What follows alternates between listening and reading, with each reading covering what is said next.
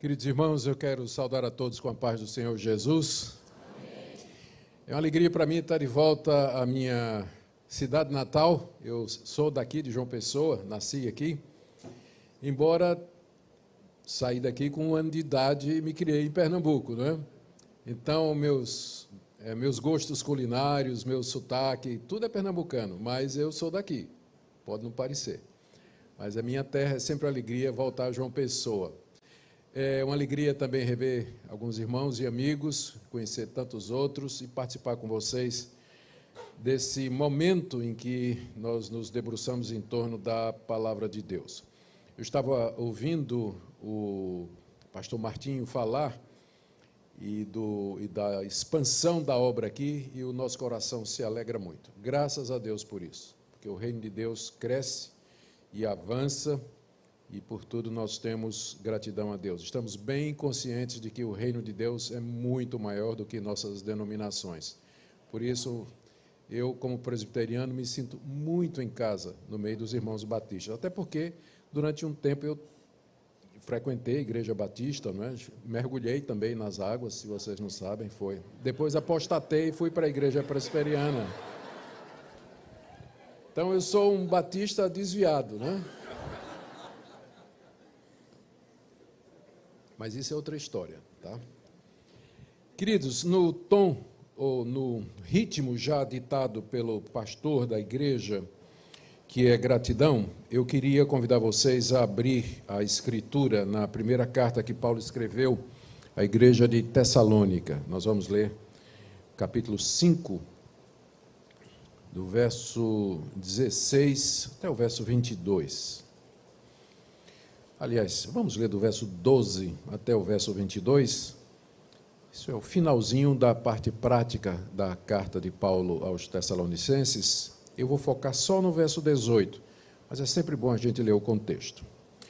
Agora vos rogamos, irmãos, que acateis com apreço os que trabalham entre vós e os que vos presidem no Senhor e vos admoestam, e que os tenhais com amor em máxima consideração, por causa do trabalho que realizam. Vivei em paz uns com os outros. E exortamo-vos também, irmãos, a que admoesteis os insubmissos, consoleis os desanimados, ampareis os fracos e sejais longânimos para com todos. Evitai que alguém retribua a outrem mal por mal. Pelo contrário, segui sempre o bem entre vós e para com todos. Regozijai-vos sempre, orai sem cessar. Em tudo dai graças, porque essa é a vontade de Deus em Cristo Jesus para convosco. Não apagueis o espírito, não desprezeis as profecias, julgai todas as coisas, retende o que é bom, abstende-vos de toda forma de mal. Eu, como disse, vou ficar apenas com o verso 18. Em tudo dai graças, porque essa é a vontade de Deus em Cristo Jesus para conosco. Eu estou usando o Almeida Corrigida, eu sei que vocês usam a Almeida Corrigida Fiel ou a NVI, mas eu já chequei, não há nenhuma diferença material na tradução. Eu creio que não haverá nenhum problema em você acompanhar o que nós vamos dizer aqui. Muito bem, eu queria ver então com vocês o tema de gratidão a partir desse versículo. E antes de entrar na interpretação do texto e sua aplicação, vamos lembrar o contexto em que Paulo escreveu essa carta. O capítulo 17 do livro de Atos conta como Paulo chegou na cidade de Tessalônica, e ali durante 3 sábados consecutivos ele pregou o evangelho numa sinagoga. E ele expôs a palavra, ele discutiu com os judeus que estavam presentes ali. O ponto é que depois dessas 3 semanas havia já uma congregação de judeus e tementes a Deus que criam em Jesus como Senhor e Salvador. Não demorou que se levantou uma perseguição, eles naturalmente não puderam continuar ali na sinagoga, uma igreja se forma em Tessalônica, a perseguição continua, a ponto de um líder da igreja recém-formada, ter sido preso, arrestado e ameaçado. Jason era o nome dele, não é? E Paulo teve que sair às pressas lá de Tessalônica, porque não era a hora dele morrer como mártir. Embora todos nós vejamos o martírio por Cristo como uma coisa nobre, Deus tem a hora. E quando os primeiros cristãos tinham a oportunidade de fugir, eles fugiam. Então, não era uma questão de fraqueza, covardia ou falta de fé, não. É que, enquanto eu posso salvar a minha vida, da minha família e dos meus filhos, sem negar a Cristo, eu vou aproveitar as oportunidades. Mas quando chegar o momento que é ou negar a Cristo ou morrer, aí então eu vou preferir morrer. Assim Deus conceda graça para que isso aconteça. O fato é que Paulo teve que fugir da cidade. Algum tempo depois, ele muito preocupado, ele tinha passado estimativas aí conservadoras, ele tinha passado aí, pelo menos, no máximo uns 2 meses, 1 mês, 2 meses na cidade. Então, era uma igreja de novos convertidos, e ele estava preocupado, porque aqueles irmãos continuavam a sofrer perseguição por parte dos moradores de Tessalônica, que eram gregos, tinham suas próprias religiões, estavam debaixo da orientação do Império Romano. O Império Romano determinava a adoração ao imperador como religião oficial. Os primeiros cristãos não fariam isso. Então, era, de fato, uma situação de muita perseguição e de muita dificuldade. Paulo tentou, ele diz, que pelo menos 2 vezes ele tentou voltar a Tessalônica para confortar os irmãos, e Satanás o impediu. A gente não sabe o que é que Paulo quis dizer com isso. Provavelmente se referindo aos judeus que fizeram barricada na estrada, avisaram as autoridades da cidade que o desordeiro estava de volta, enfim, uma série de providências que o diabo tomou, entre aspas, usando os judeus incrédulos da cidade. Como Paulo não podia ir, ele mandou Timóteo, que é uma estratégia muito legal. Quando o pastor não pode ir, ele manda outro. Por isso que ele treina, não é isso, pastor? Por isso que a gente treina os irmãos, porque tem lugar que a gente não entra, mas vocês entram. Paulo não podia voltar a Tessalônica, mas ele mandou Timóteo, e Timóteo entrou. E Timóteo passou um tempo com os irmãos de Tessalônica, volta trazendo boas notícias da igreja para o apóstolo Paulo, ocasião então em que ele escreve essa carta. Essa carta é para dizer aos tessalonicenses como ele ficou feliz em saber das boas notícias, que eles continuam bem, eles continuam amando o apóstolo Paulo. Paulo dá explicações porque é que ele teve que sair às pressas, e ele responde uma série de perguntas que Timóteo trouxe daquela igreja nova convertida. Perguntas a respeito do amor, perguntas a respeito de escatologia, perguntas a respeito de outros temas importantes, ressurreição dos mortos. E daí vocês veem que os novos convertidos daquela época já eram bem taludos, né? Já podia comer comida substanciosa, né? Em vez de apenas um leitinho, como às vezes a gente tem que dar para os irmãos novos convertidos de hoje. Mas não é meu assunto isso, vamos voltar. Então, o ponto é que o apóstolo Paulo, nas recomendações, depois a carta ela é essa mistura de gratidão, explicação de pontos teológicos, resposta de perguntas que foram feitas.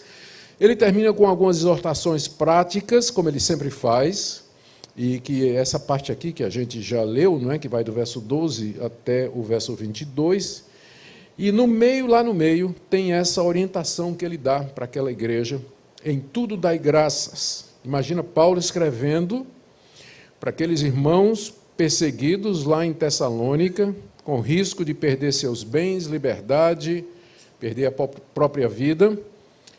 Em tudo dai graças, porque essa é a vontade de Deus em Cristo Jesus para convosco.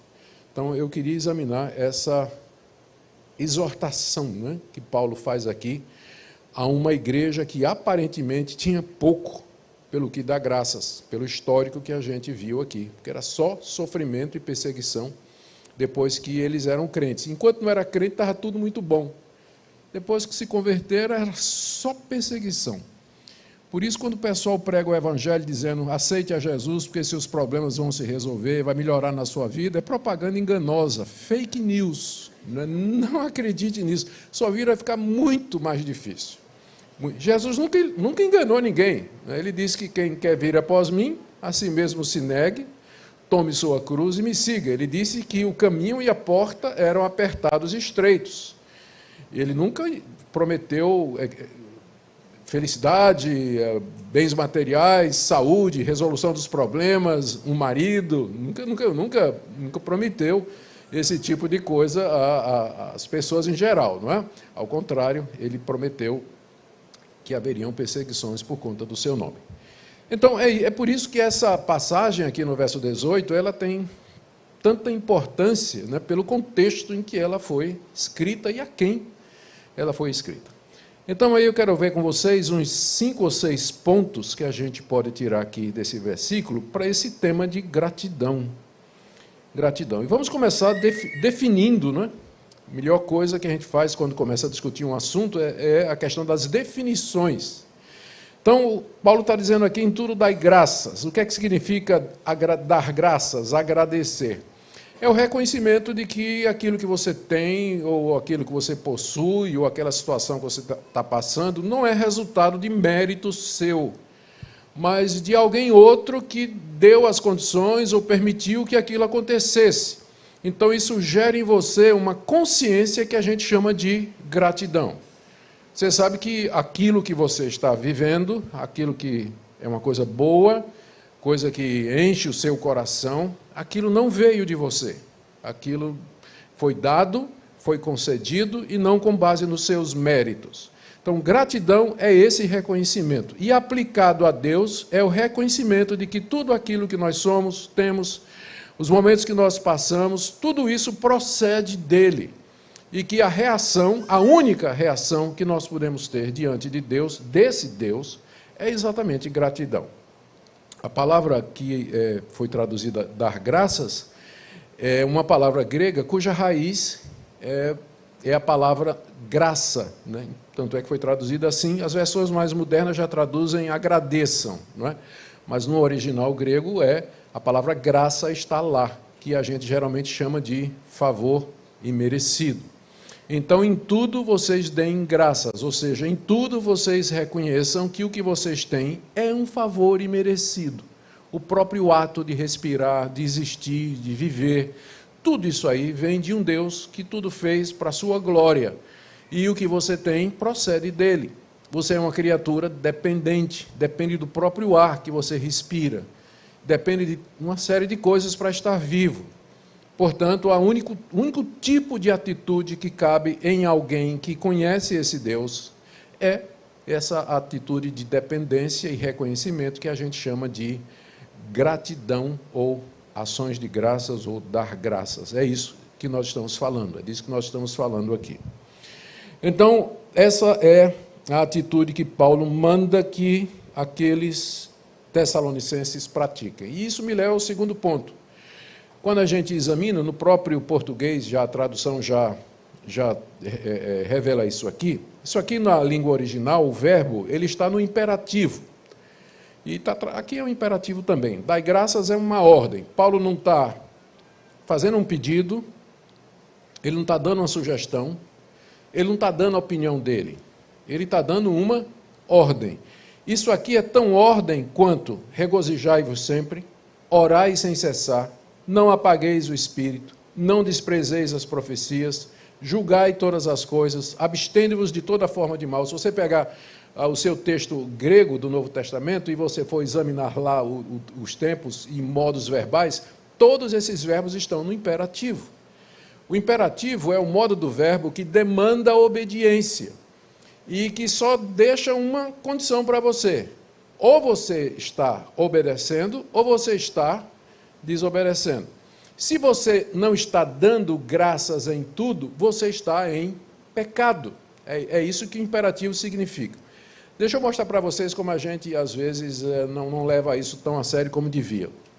Na carta que Paulo escreveu aos Efésios, no capítulo 5, verso 18, ele diz assim, não vos embriagueis com vinho, no qual há dissolução, mas enchei-vos do Espírito. Então, tem duas ordens aí, não é? Primeiro, não se embriaguem com vinho, e a segunda ordem é, encham-se do Espírito Santo. Ambos os verbos, ou expressões verbais, estão no imperativo. Entretanto, a gente considera pecado alguém ficar bêbado, Mas um crente que não está cheio do Espírito Santo, a gente não considera pecado. A gente nem disciplina por ele. O certo, aquela pessoa. O certo seria a liderança da igreja tratar como pecado os crentes que não estão cheios do Espírito Santo, porque não é uma opção, é uma ordem. É a vida cristã normal. Mas se o cara chegou bêbado no domingo de manhã, ele vai para a assembleia, né, para ser excluído da igreja. Mas se ele não é cheio do Espírito Santo? Você já ouviu falar de algum crente que foi excluído porque ele não é cheio do Espírito Santo? É 2 pesos e 2 medidas. O que nós temos aqui é uma ordem. Quer dizer o seguinte, que se você, agora, nesse momento, não está com espírito de gratidão diante de Deus, você está pecando. Você está desobedecendo a orientação da palavra de Deus. E o que tem mais, esse imperativo aqui, ele é um imperativo do presente, que significa fazer alguma coisa constantemente, poderia ser traduzido, em tudo dai graças continuamente. Essa é a ideia de uma ação constante. Mesma coisa, enchei-vos do Espírito. Uma boa tradução seria enchei-vos continuamente do Espírito Santo, apontando para a necessidade de que a gente faça isso todo dia. Então, não é em alguns momentos você dê graças. Quando você tiver vontade, você dê graças. Ou quando você está se sentindo feliz, você dê graças. Então, quando alguma coisa boa aconteceu com você, você dê graças. Não, a ordem aqui é para sempre dar graças a Deus. Ter sempre essa atitude de gratidão com relação a Deus. Fora disso, nós estamos entristecendo o Espírito Santo e pecando diante de Deus. Então, nós já vimos o que é, já vimos que se trata de uma ordem e as implicações disso aí. Isso me leva a um outro ponto, que é, por que uma necessidade de uma ordem para isso? Não devia ser uma coisa natural? Por que Deus deixou na Bíblia uma ordem para a gente ser grato? Se, considerando o que Deus fez por nós, na criação e na redenção, gratidão deveria ser o modo normal de existência do cristão. Não devia ser o modo natural de existência nosso? Por quê? Porque eu conheço esse Deus, ele fez todas as coisas, tudo que eu tenho, eu já vi, vem dele, por mera graça. E não somente as coisas desse mundo, mas a redenção, a vida eterna, as promessas que ainda vão se cumprir, ele me deu todas essas coisas. Então, o normal e o natural é que nós vivêssemos uma vida de gratidão. Não é isso que você faz quando você acorda de manhã? Oh, Deus, mais um dia, louvado seja o teu nome. Não é? Antes do café, inclusive, né? Senhor, que bênção, mais um dia. Olha, Deus, eu mal espero ir para o meu trabalho para te agradecer, entrar nesse trânsito maravilhoso de João Pessoa às 7 horas da manhã, louvando o teu nome. É assim que você... Não, né? Não. Eu imaginei que não. Imaginei que não. A ordem existe porque Deus conhece os nossos corações. Quando nós cremos no Senhor Jesus, nós somos regenerados, nos arrependemos, cremos nele para a vida eterna. Isso não significa que Deus tira de nós a nossa natureza pecaminosa. Nós somos justificados pela fé em Cristo Jesus. Deus não nos torna justos, Ele nos considera justos. Ele nos considera justos. E Ele nos trata como justos em Cristo Jesus.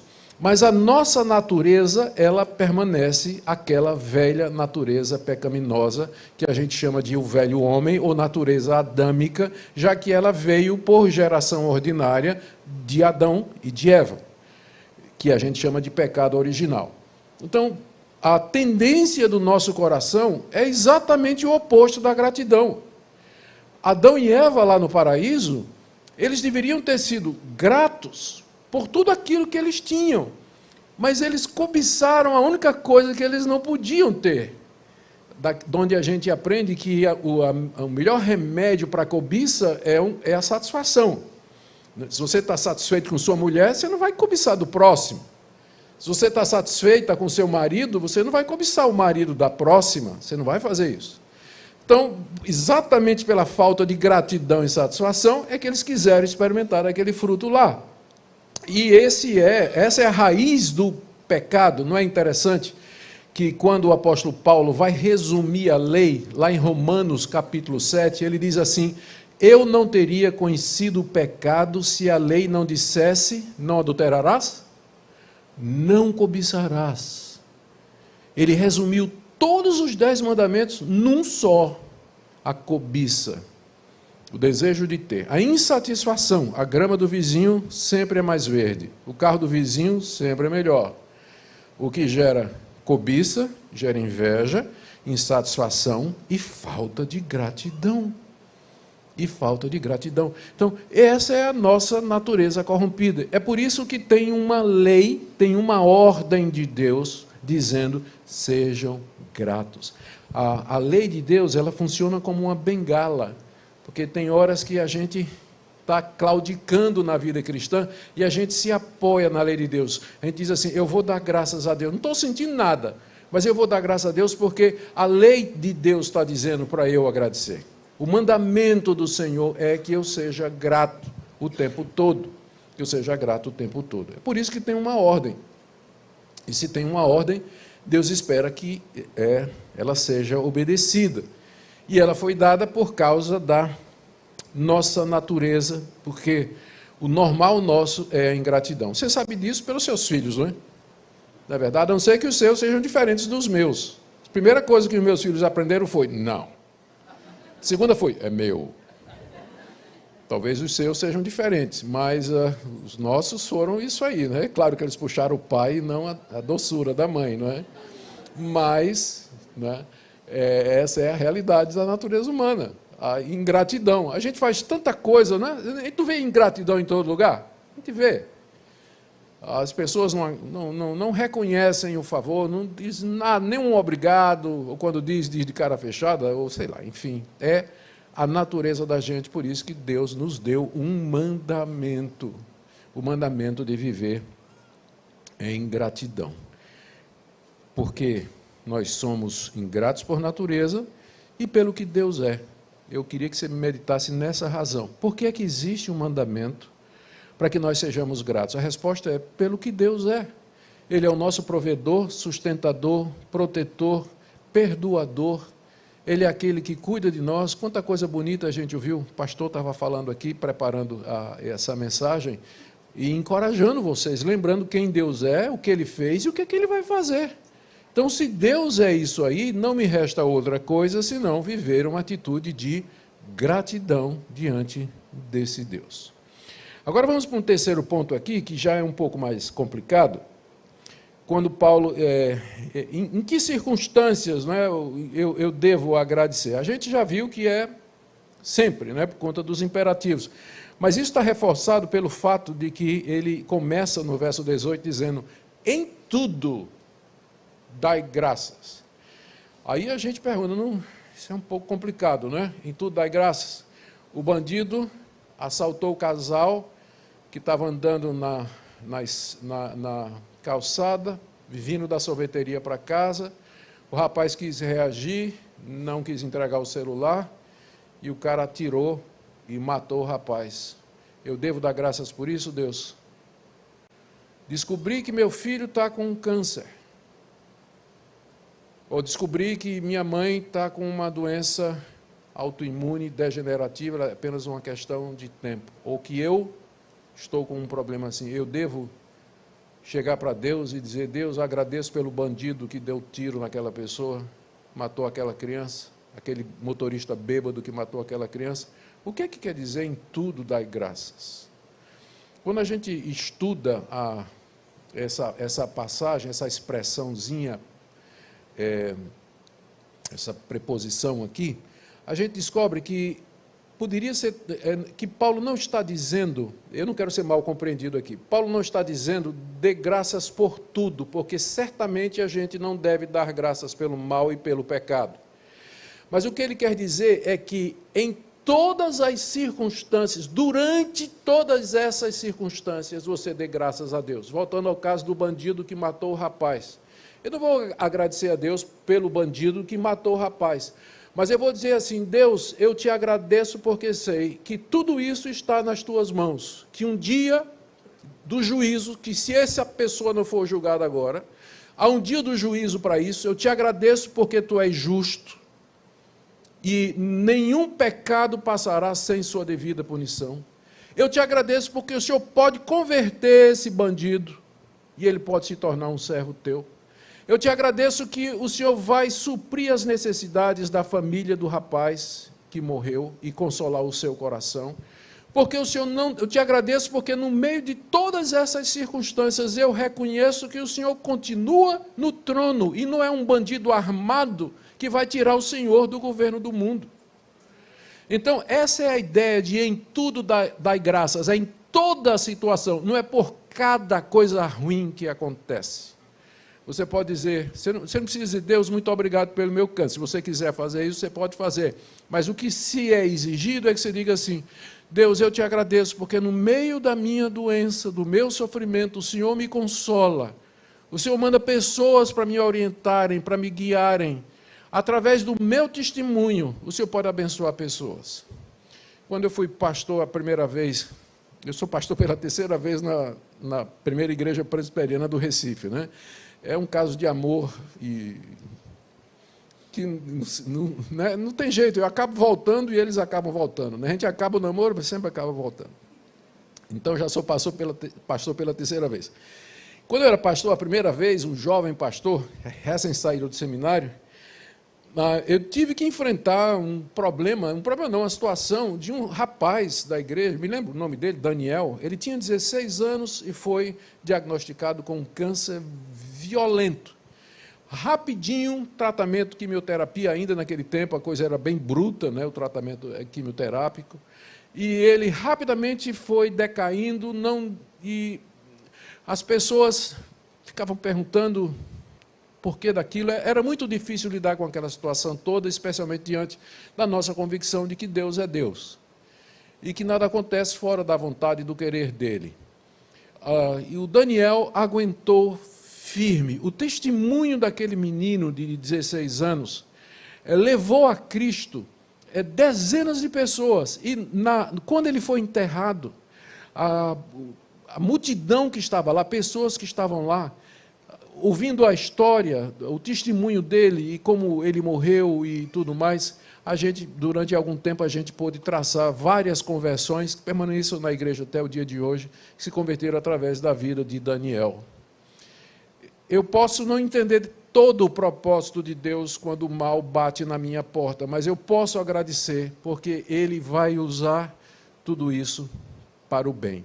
E é aqui que eu avanço mais um pouco para dizer para você que você só pode cumprir isso aqui de, em todas as circunstâncias, em todas as ocasiões, em todo o tempo, dar graças a Deus, se você acreditar em Romanos 8, 28. Todas as coisas cooperam para o bem daqueles que amam a Deus. O bem ali não é o bem financeiro, não é o bem material, não é a saúde boa, embora Deus possa fazer isso, mas não é. Se você continuar lendo o contexto de Romanos 8, você vai ver logo mais adiante, né, que Deus, quando ele diz assim, todas as coisas cooperam para o bem dos que amam a Deus, aí ele diz, os que amam a Deus são aqueles que Deus escolheu, chamou, justificou, glorificou para serem a imagem do seu Filho. Então, é esse o bem que Deus quer produzir em você e em mim. Que você seja parecido com o seu irmão mais velho, que é Jesus. Por isso, as provações, as dores, os sofrimentos. E quando você entende isso, você então pode, em todas as circunstâncias, dar graças, sabendo que a providência de Deus, que é a maneira sábia pela qual Ele controla os eventos desse mundo, de maneira justa, sem tirar o direito de ninguém e sem interferir na nossa liberdade. Deus, como Ele é, Ele pode fazer isso. Eu não sei como Ele faz, mas eu sei que Ele faz. Sabendo e entendendo isso, você pode dizer, Deus, eu te dou graças, mesmo que eu não entenda. Mas eu sei que no final, isso vai ser para o meu bem. O apóstolo Paulo teve uma experiência, ele conta na segunda carta que ele escreveu aos Coríntios, capítulo 12, é bem conhecido. ele conta uma experiência 14 anos depois de ter tido, que inclusive é uma lição para nós, né? A gente tem um sonho onde Deus apareceu para a gente, um anjo apareceu para a gente, e domingo a gente já quer dar testemunho na igreja, né?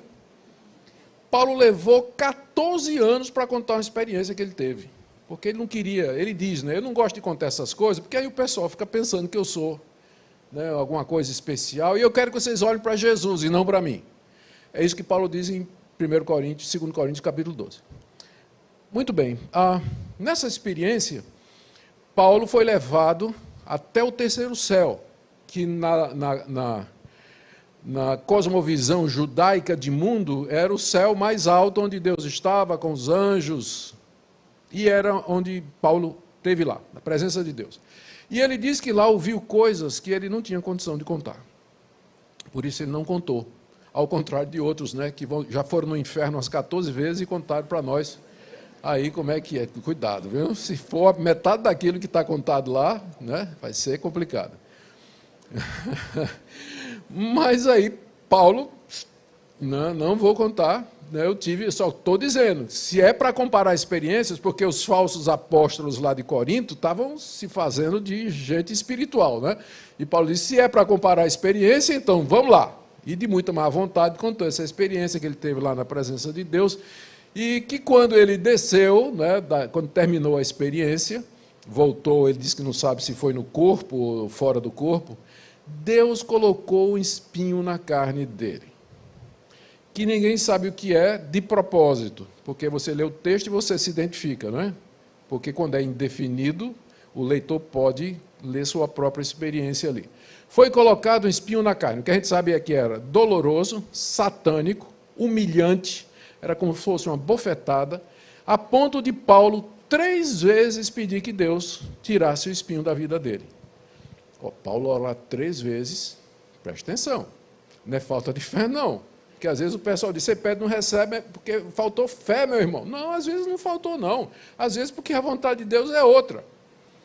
A vontade de Deus é outra. 3 vezes ele orou e pediu, e Deus disse, não, a minha graça te basta. Eu tenho uma coisa melhor, Paulo, melhor do que tirar o espinho, é dar graça a você, para que você conviva com ele. Porque você vai, com isso, se tornar humilde, porque eu posso usar um apóstolo com espinho na carne, humilhado e quebrantado, mas eu não posso usar um apóstolo arrogante e orgulhoso.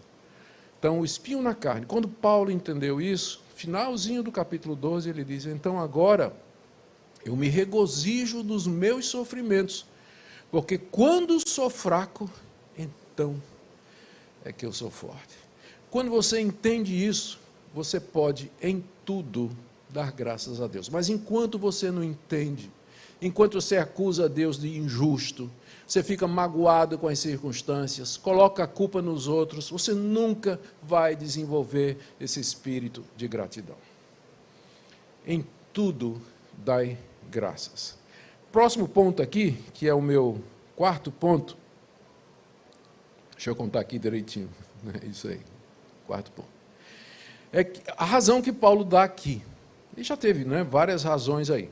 Mas ele explicitamente diz assim, em tudo dai graças, porque esta é a vontade de Deus. Se você não tiver se nada disso convenceu você até agora, de que você tem que viver uma vida de gratidão, não importa o quê, então, pelo menos essa, porque é a vontade de Deus. Pronto, não é assim às vezes que ele faz com o menino pequeno? Menino, faz isso. Não faço. Por quê? Menino, faz, até que finalmente você pega a vontade e diz, porque é isso que eu estou dizendo, faça porque eu estou mandando. Você usa a sua autoridade e manda fazer. É o que Deus está dizendo aqui, dê graças porque essa é a minha vontade. Os outros argumentos não convenceram você? Então, pelo menos por esse aqui, porque é o que eu quero que você faça. Então, não é questão de você sentir vontade, você se sentir bem, você estar alegre, você estar satisfeito, você estar pressuposto, é uma ordem do seu rei. Ele está dizendo para você, eu quero que em todas as circunstâncias, em todos os momentos, não importa o que esteja acontecendo na sua vida, você reconheça que eu faço tudo colaborar para o seu bem, mesmo que você não entenda, e por isso eu quero que você seja grato, que você me agradeça, que você dê graças. Você pode fazer isso verbalmente falar comigo em oração e dizer, Senhor, eu te agradeço. Você pode cantar, orar no fundo do seu coração, ou ter uma atitude de gratidão. Tem dezenas de maneiras diferentes de você manifestar gratidão. Eu, depois que a gente briga, a gente briga, assim, estamos casados há quantos anos? 40, né? 40 anos casados. Aí, a maneira que eu tenho de pedir perdão para ela e agradecer que ela me perdoe é fazer um cappuccino para ela. Ela adora cappuccino. Eu não digo nada. Eu só chego lá com um cafezinho com leite, um cappuccino, um biscoitinho lá para ela, né? Então ela já sabe que aquilo é pedido de perdão e um agradecimento. Então tem tantas coisas que a gente pode fazer diante de Deus para cumprir isso aqui. Você pode dar um culto de ação de graças. Algumas igrejas fazem isso, não é? Culto de ação de graças. Ou fazer um mês inteiro de gratidão a Deus, como é o plano do pastor. Vamos agradecer a Deus o mês inteiro, não é? E é pouco. Vamos agradecer a Deus. Você pode, diversas maneiras, rede social está aí, taca no Twitter lá, ou no Face, no Instagram, na sua gratidão, não é? Deus, eu te amo, obrigado. Você pode fazer isso, tem tantos meios para você fazer isso. Não interessa como, o que importa é o que Deus está dizendo. Essa é a minha vontade. E a vontade de Deus é boa, perfeita e agradável. E se Ele está pedindo isso de nós, é porque é a coisa apropriada a fazer. Porque essa é a vontade do nosso Rei. Em quinto lugar aqui, ele diz, em tudo dai graças, porque esta é a vontade de Deus em Cristo Jesus para convosco. Essa expressão, em Cristo Jesus, que é, eu diria, a chave para a gente entender tudo isso aqui. Por isso tudo que eu falei até agora, só acontece por causa de Jesus Cristo. Se você tem alguma coisa, se você vive, se você foi perdoado, se tudo colabora para o seu bem, é porque você está em Cristo. Porque, eu vou dizer agora o contrário, todas as coisas, todas as providências, todos os acontecimentos, todos os fatos, tudo que existe colabora para a perdição eterna do ímpio, para o sofrimento dele eterno no inferno. É porque você está em Cristo que Deus santifica a doença, a crise, a dor, a contrariedade e usa para a sua salvação e para a sua redenção. É só por causa de Cristo, senão você estaria junto com os outros de quem se diz que todas as providências, acontecimentos, momentos, situações, na verdade, contribuem para a perdição e o sofrimento eterno deles. Porque pensa no ímpio. Quando acontece alguma coisa ruim com ele, de quem vocês acham que ele vai zombar, criticar e chamar de injusto? Deus. O coração dele se revolta contra Deus e ele mergulha ainda mais na incredulidade. Leia a história de gente que se tornou ateia. É interessante ler a história de gente que se tornou ateia. Eles geralmente vão dizer, e eu tenho aqui pelo menos 2 casos na minha mente aqui, eles geralmente vão dizer que eles pediram a Deus alguma coisa que Deus não deu e eles ficaram revoltados. Estou pensando agora num dos 4 cavaleiros do Apocalipse, Daniel Dennett, você já deve ter ouvido falar, os 4 cavaleiros do Apocalipse são os 4 principais ateus de hoje, né? O Christopher Hitchens morreu de câncer na cabeça, e ele morreu dizendo assim, se eu disser na hora da minha morte que eu estou crendo em Cristo, é o câncer comendo minha cabeça, ninguém acredite nisso. Ele morreu assim, dizendo isso.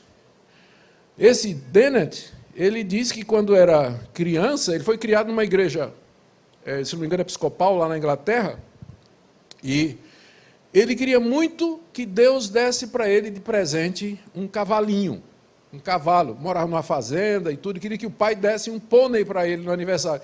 Ele disse que subiu no telhado da casa, passou a noite orando a Deus, pedindo que Deus desse, e no dia seguinte não tinha nada de pônei. Ele chegou à conclusão que Deus não existia e que era uma piada de mau gosto. Tem muitas outras explicações para ele não ter ganhado o cavalo, mas ele escolheu essa. Decepção com Deus. Então, a pessoa que não crê, ela não se sujeita, não. ela se revolta, o coração dela fica cheio de amargura, de mágoa, de Deus, das outras pessoas, das circunstâncias. E aí elas vão procurar alívio naquilo que pode, de alguma forma, diminuir o sofrimento penoso da alma. Tudo colabora para afastá-los cada vez mais de Deus. Se você não está em Cristo, todas essas coisas cooperam para a sua condenação. Mas se você está em Cristo, tudo colabora para o seu bem. É por isso que o apóstolo Paulo diz aqui, em tudo dai graças, porque essa é a vontade de Deus em Cristo Jesus. É só por causa dele. Senão todos nós já estaríamos experimentando o sofrimento eterno aqui. Mas por causa do nosso Senhor Jesus, que na cruz gritou, Deus meu, por que me desamparaste? E ele sofreu e sentiu toda a nossa dor, todo o nosso sofrimento. Por conta dele, tudo o que nos acontece, Deus transforma, como o José. Os irmãos de José intentaram o mal contra ele, mas Deus transformou em bem. Venderam como escravo, ele terminou como soberano no Egito. Tudo colabora para o bem dos que estão em Cristo Jesus. Por isso, em tudo dai graças. Em tudo agradeçam, tendo consciência disso aqui. Entenderam porque é que doutrina é importante? Porque o pastor podia chegar simplesmente e dizer assim, gente, vamos dar graça a todo mundo. Né? Mas alguns vão dizer, mas peraí, por quê? Não tem o menor motivo para dar graça, né? A minha vida é um bagaço. Estou com 40 anos de idade, já dei o último tiro na macaca, não apareceu um pretendente para eu casar, não é? Então fiquei para a titia, não tem motivo, o que é que eu vou agradecer a Deus? Vocês têm essa expressão aqui, pastor? Porque lá no Nordeste tem, né? Lá no Nordeste não, lá em Pernambuco tem, né? Pernambuco tem. É o último tiro. Em Cristo Jesus. Deixe-me, queridos, para o último ponto, para a gente fazer algumas aplicações. Essa é a vontade de Deus em Cristo Jesus para convosco. Essa é a vontade de Deus para com seus filhos. Porque, muito embora a humanidade toda esteja debaixo da santa lei de Deus, porque Deus continua sendo Deus, mesmo dos ímpios, dos ateus, dos incrédulos, dos perversos, ele ainda é Deus. Todos estes estão debaixo do seu poderio e vão dar contas a Deus de tudo isso. Inadimplência, inabilidade não significa falta de responsabilidade. Se você estiver devendo 1 milhão no banco, o cobrador bater na tua porta e você disser, eu não tenho 1 milhão, sou inadimplente, o banco vai deixar de cobrar?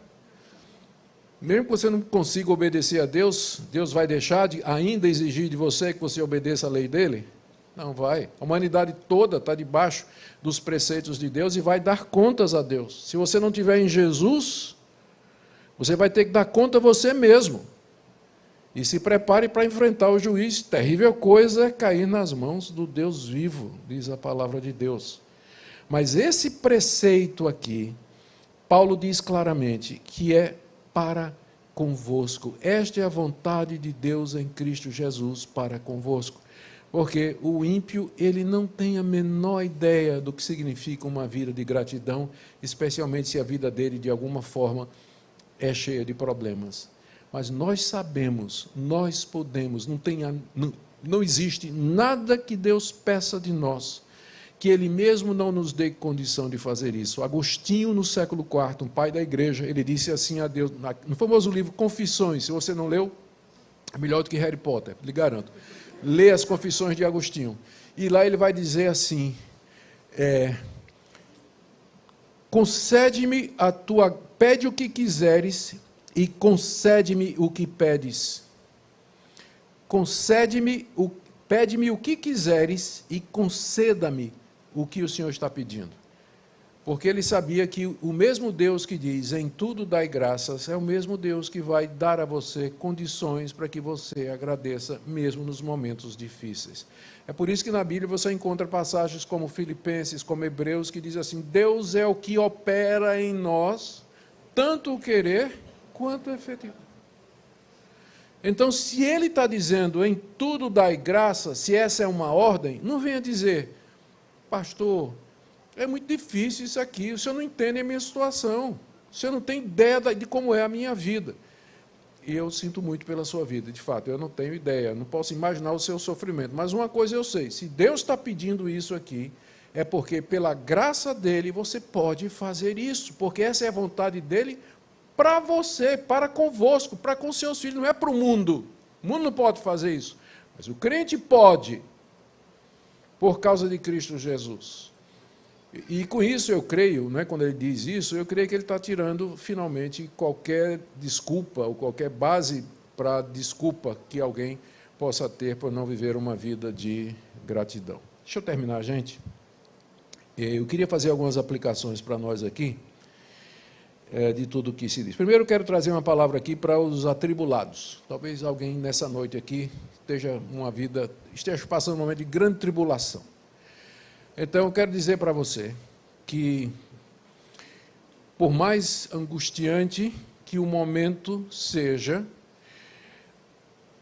tudo isso que você está passando, se você está em Cristo, no final, vai contribuir para o seu bem, de uma forma que você agora talvez não perceba, mas que você toma posse pela fé.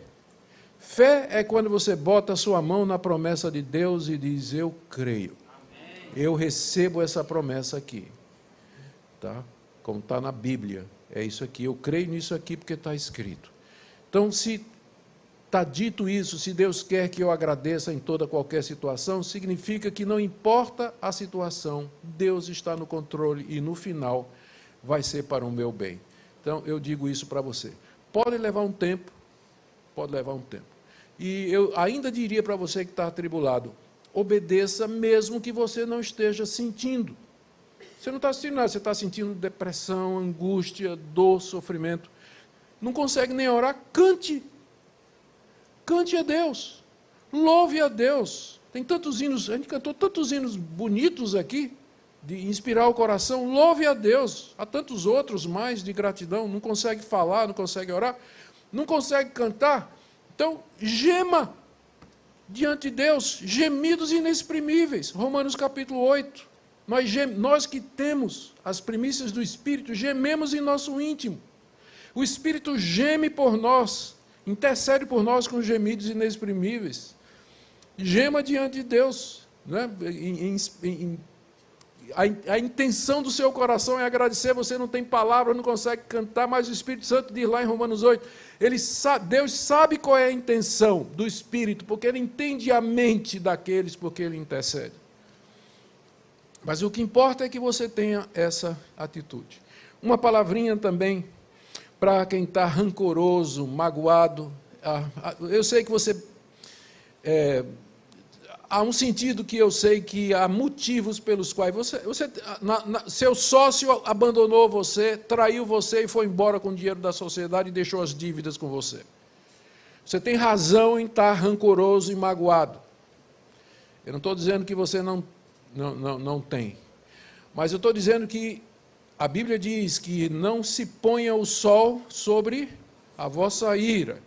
E logo em seguida Paulo diz, não deis lugar ao diabo, as duas coisas estão ligadas. À medida que você vai deixando o tempo passar, dando lugar, e o rancor e a mágoa no seu coração, você está abrindo brecha para o diabo. E ele usa um crente rancoroso como raiz de amargura que brota e perturba muitos, na igreja, na família e nos relacionamentos. Queria que você meditasse nessa noite no que está escrito aqui. Não está dizendo que isso aqui é só para quem está com a vida boa, não. Nós já tratamos disso. Isso aqui é geral, é para todos nós. E que você, pela fé, começasse a agradecer a Deus. Ore pela pessoa que lhe fez aquele mal. Interceda por aquela pessoa. Agradeça a Deus que Ele está no controle de todas as coisas. A terceira palavra aqui é para aqueles que estão bem, mas são indiferentes. Talvez seja o grupo mais difícil. É que você está bem. Tem os problemas normais da vida, tem, né? Todo mundo tem dificuldade, mas não tem nada assim, um grande problema na sua vida, tipo uma doença terminal, você perdeu o seu emprego, está cheio de dívida até o pescoço, não tem como pagar, teve que fechar seu negócio. Estou me referindo a esse tipo de coisa. Os probleminhas do dia a dia, você está bem. E mesmo assim, eu lhe pergunto, se você tem se lembrado de ser grato. Geralmente a gente agradece quando acorda, Senhor, obrigado pela noite, aí vai, vai almoçar e dizer obrigado pelo alimento, Senhor, e aí quando vai dormir, Senhor, obrigado pelo dia, boa noite, amém. Eu acho que esse versículo aqui exige mais do que isso, não é? Ele exige mais do que isso, exige uma vida de gratidão em todas as circunstâncias, em todos os momentos, e eu diria que esse é, infelizmente, o problema de muitos de nós, que nós passamos os dias indiferentes para com Deus, sem perceber cada pequena olhada, aquela piscadinha que Deus dá para nós, e Ele diz, cortesia do Todo-Poderoso. A gente não vê, dia todo Deus só, a gente nem vê, não está nem aí, indiferente, aproveitando as bênçãos do Todo-Poderoso, as cortesias dele, sem ao menos dar graças. Talvez se você é um desses, não é? Qual foi a última vez que você realmente chegou diante de Deus e com lágrimas disse, Deus, é tanta coisa, que eu não sei nem como começar a agradecer. Agradecer pelo meu vizinho que fica ouvindo funk paulista. Obrigado, Senhor, porque o Senhor me ensinou a existência de AirPods.